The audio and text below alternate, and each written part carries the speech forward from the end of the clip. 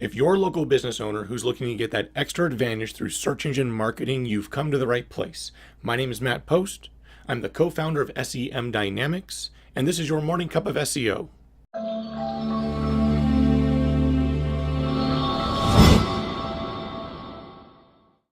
The latest news with Google is in regards to the Department of Justice getting underway with an investigation as to whether Google is a monopoly or not.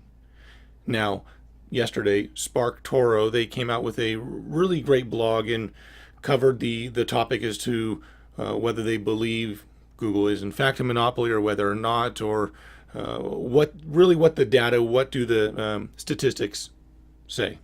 And one of the stats that was presented is that within the US, Google and Google's properties, they make up a market share greater than 90% in web search. Now, that is not just google.com, right? Let's clarify this. These are the Google properties. So you're talking about image search, the standard Google search, Google Maps, and also YouTube. One interesting point to consider as well that was brought out in this blog was a study that Wistia did.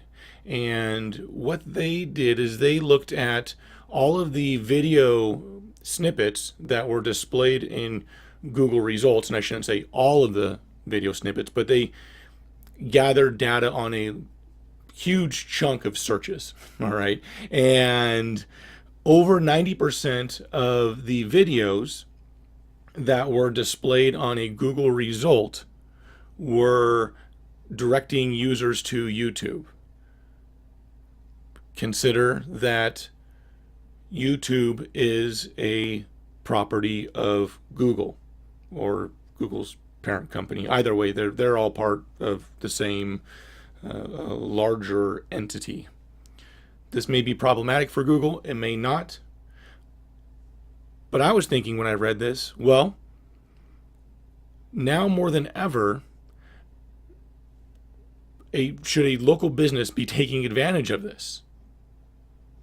If you're a local business and you want to get traffic and you want to get clients into your business and you want that phone to ring and you want to retain clients, video, video has been a great way to convert people, for a few years now.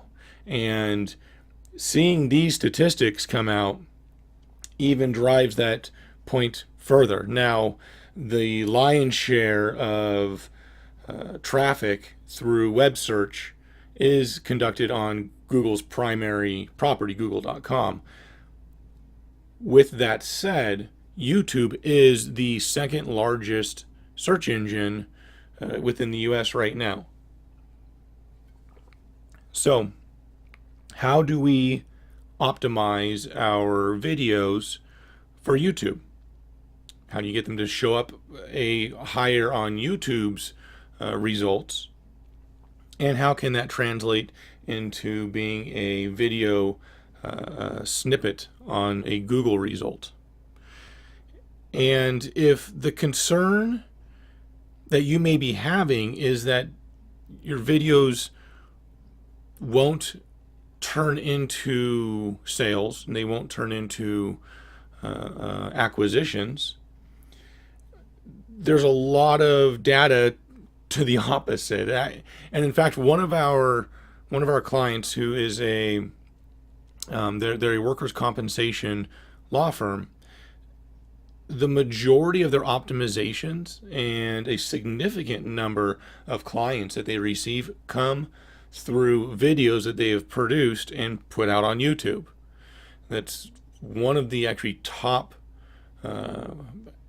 acquisition channels that they have, is through us optimizing the YouTube videos that have been put out. And customers, clients, potential clients, they watch the videos, they're able to get a more personalized feel for the attorney and whether or not they are going to have a personality match, and there's a connection a bond is created through video that is much more difficult, if not impossible, to replicate through written text, blogs, images, any other means. Of course, aside from a face-to-face conversation, but you don't have the ability to have a face-to-face conversation with thousands of people at the same time, so video is your next best bet. Within your videos, you want to consider a few options, and we're going to go over some of the more granular optimization tactics that you can use, and also the content that you should be creating. And first, let's start with the content. What type of video should you be making? And first of all, you want to have a video about what your users or potential clients, what do they actually want? What are they searching for? And this can be simply what your current clients most often ask. So think of your frequently asked questions. What's the number one concern that you're always hearing? What is the top question that you're always receiving? Those need to be listed out, and those are your hot topics. That is a prime list of videos and content that you can be creating that can bring value to potential clients and have them get to know you, your service, and how you're different. Once that is established, they can convert. They will convert. That's a natural flow. So let's take those questions, let's put them to the side. You want to create a video about any one of those questions. Within that video, you want to describe why you're different, what makes you different, a value proposition of some sort. And it will just help with the conversion aspect, and it'll let potential clients know why you're different. That's what a competitive advantage is, right? Last and not least, it's quite important actually, is that you want to be authentic.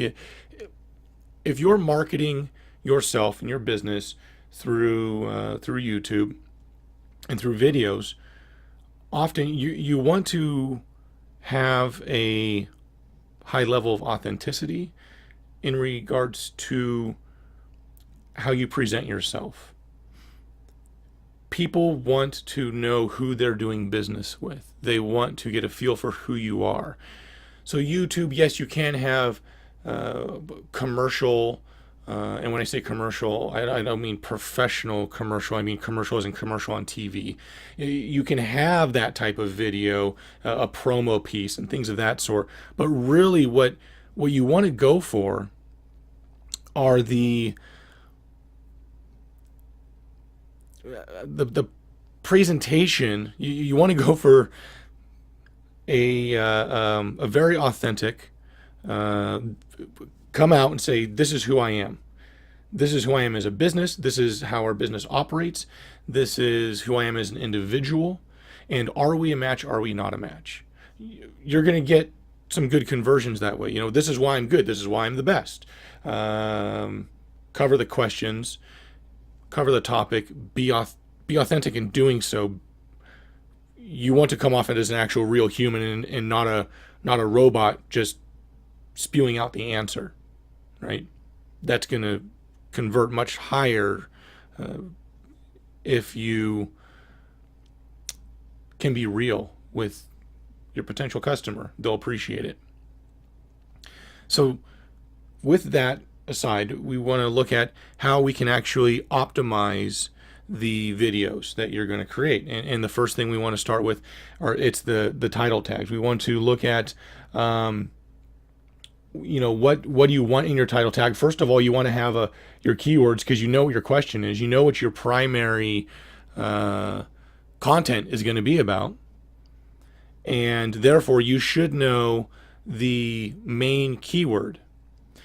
And so you want to make sure that main keyword, whether it be the question, I'm assuming it's going to be a question. If that's what you're basing your content on, you're going to probably have that question. You want that question in the title. And importantly, you also want to make sure that the character count in your title remains under 50 characters. You also want it to be over 45 characters. Now, correlative studies have been made where a title of 47 to 48 characters is the ideal length statistically in these studies for top placement. And what I mean by that is a large segment of top ranked videos were studied, and there was correlation between the character count of the title of the video, and that correlation is that the titles were 47 to 48 characters in length. Okay, so keep that in mind, jot that down, and when you're creating your titles, make sure you follow that outline, that suggestion. And here's the thing: is correlation causation? Do you need to have 47 to 48 characters or you're not going to rank? No, but here's the thing: if a large percentage of the top ranked videos have that character count, why would you not want to follow that? It's a pretty good idea to mimic and mirror what you know is working already. There's no reason to reinvent the wheel with these types of things. And then this goes in actually the description as well. So the description of your video, same thing, same correlative studies, same analysis have taken place, and you want to be under 350 but over 300 words. So you want a bit of content actually in the description. And an old ranking factor on search engines was keyword density. And so with keyword density, you want a 3 to 4% keyword density within the description of your video. Now, on standard standard Google search engine, it's widely dismissed that Google uses a keyword density anymore, but there is a lot of correlation showing that YouTube still does. And to figure out your keyword density, it's easy if you think of it as you have 100 words and one of those words is your keyword, you have 1% keyword density, right? So that means for every for every 100 words, you want to have your keyword stated 3 to 4 times. That will give you 3% to 4%. All right. You also want to make sure that you have your tags optimized as well. When you create your video, and you upload your video into YouTube, you can type in the tags, and what the tags do is it's a short-term way to convey to YouTube what your video is about. And I say short term because after some time, I think it's 2 weeks or 6 weeks or somewhere around there, the value that is given and placed, the weight that is placed on your tags, it starts to diminish. So to find out what tags you need to include, you need to do some competitive snooping.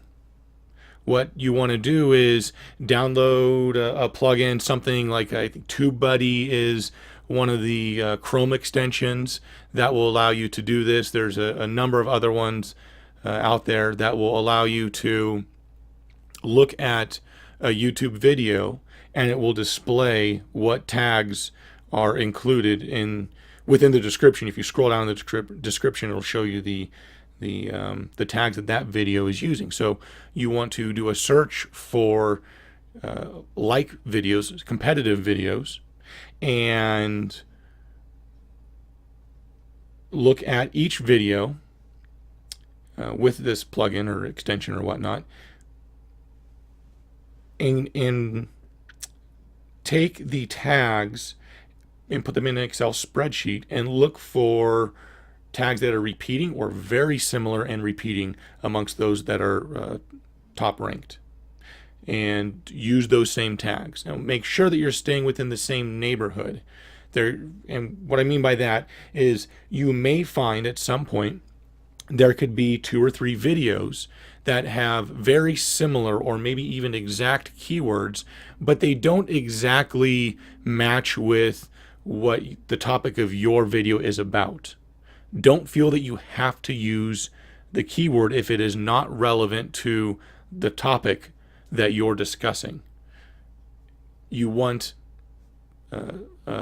topically similar tags, and you want to look at correlation with your competitors to see which tags you should be using. And you might already know what tags you should be using. You're talking, for our videos, as an example, I'm going to type in SEO. Then I'm going to have a tag search engine optimization. Then I'll say search engine optimization for businesses, right? There may be some keywords that I'm not thinking about. There may be some tags that other people have inputted that YouTube sees as relevant, and I should be using those. So do the competitive advantage, or sorry, the competitive snooping, right? Do an analysis of your competition and see what tags they're using. Also, with your tags, you want to, ideally, most of your tags should be 2 to 3 word phrases. In total, I think you can use somewhere around 31 to 40 words is kind of the ideal point. That's where you want to be at. So moving on from your tags, let's look at the category. And what category should you be placing your video in? Again, turn to your competition. Do a little bit of competitive analysis. Take a look at the top 10. See where they're placing their video. What category are they using? And use the same category. Again, we're not gonna reinvent the wheel here. We're just gonna see what YouTube wants and offer that up. One aspect of optimization that you can't really control is the age of your video. Now, generally, old videos, they do good. They do quite well. They've, especially ones if they've gained some popularity already, they've got some steam behind them. They do quite well. There is a bump that's given to fresh videos, though. Within the first couple of months, a fresh video, because that video does not have all the other factors that can be considered, YouTube gives that video a bit of a bump to see where it's going to lie and what it should do with that video. That's why those tags are important. You want to get that early bump. You want to get those early views. You want to get those early engagements. That way you can have long-term success for your videos that have some age behind them.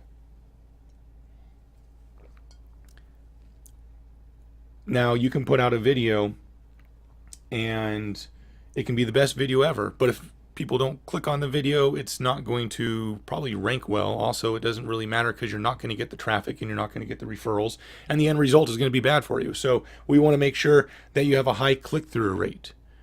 One way you can do that is to utilize a thumbnail that's going to draw more attention and increase your click-through rate. Try not to use the default thumbnail that YouTube is going to offer. Have a customized thumbnail, and ideally you want to use something that has a higher saturation, high contrast. It's going to really pop on the screen and it's going to draw the user's attention to your listing, to your result, and you'll get the higher click-through rate if you do that. And that's going to be one of the ranking factors, is that click-through rate. And if it's not already a ranking factor, I'm quite certain it will be in the future. So you want to, just for gaining popularity on the video, make sure that people are going to click on it, right? That's one trick that you can utilize, aside from making sure that your title is the appropriate length that will also draw a higher click and use the keyword. And you're mimicking a match, saying, hey, this is what you're searching for. Yes, this is what my video is about. Hey, I have a bright thumbnail that's drawing your attention. All these things are going to stack up to increasing that click-through rate. Now, how long should your videos be? There's a mix of statistics out there. If you want the most views, or the highest amount of views, a 4.5-minute video is statistically going to give you the most views. But for likes, which are like upvotes, people voting for your video, it's going to be just under that 16-minute mark. So you've got a bit of a contrasting stories here. One says about 4.5. One stat says under 16 minutes. In general, videos that are 10 minutes or longer are optimal. You're going to check off more boxes that will give you a greater boost. So how much time people are spending watching your videos, how deep into the video are they watching, how many likes, how many comments. You're going to, these metrics are important in the long-term success of your video. And statistically, if your video is over 10 minutes, that's where you're going to start seeing a greater uptick in those metrics. You also want to make sure that you have subscribers coming into your channel. And as you start producing videos, this should naturally grow, especially if you're optimizing your videos as you're putting them up.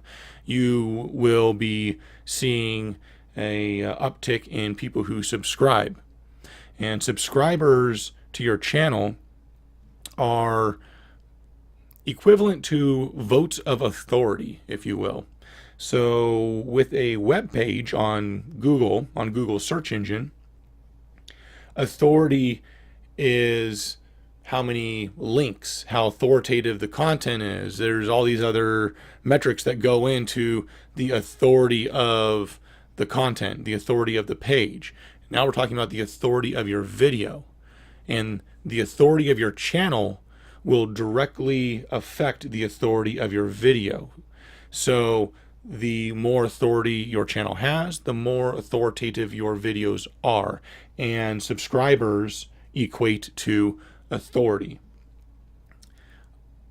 Beyond this, there's going to be a few little tips and tricks that you can do that can help out. One would be closed captions. Make sure you have closed captions on the video, and if you can go in and tweak them and edit them so that they're more accurate, that's definitely going to be helpful to you.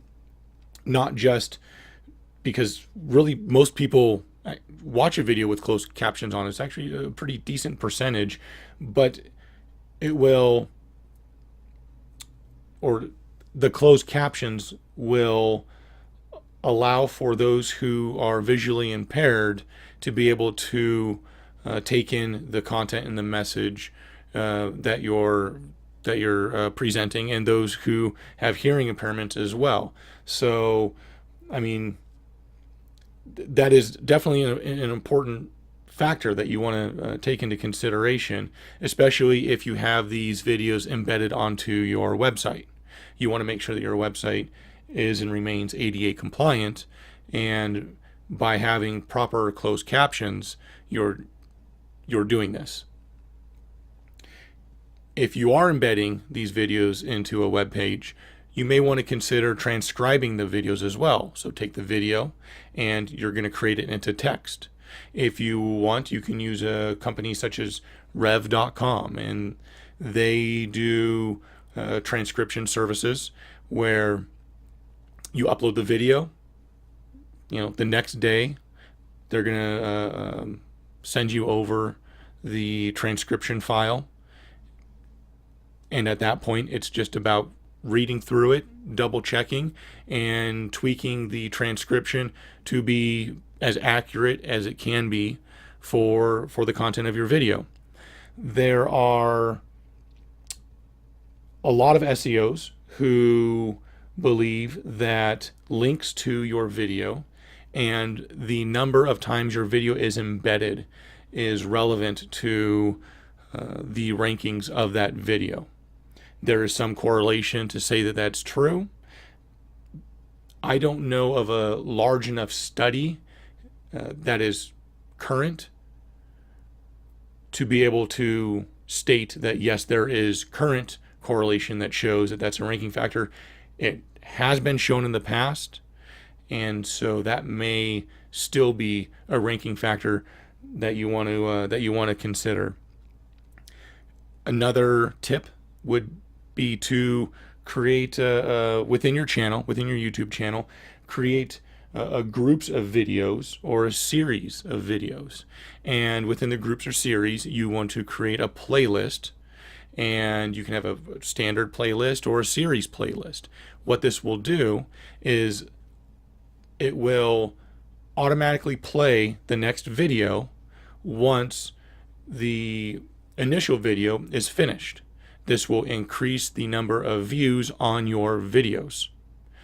So instead of somebody just watching the one video and then somebody else's, or potentially a competitor's video automatically plays next, why not make it into a series or playlist and have your own video play next, right?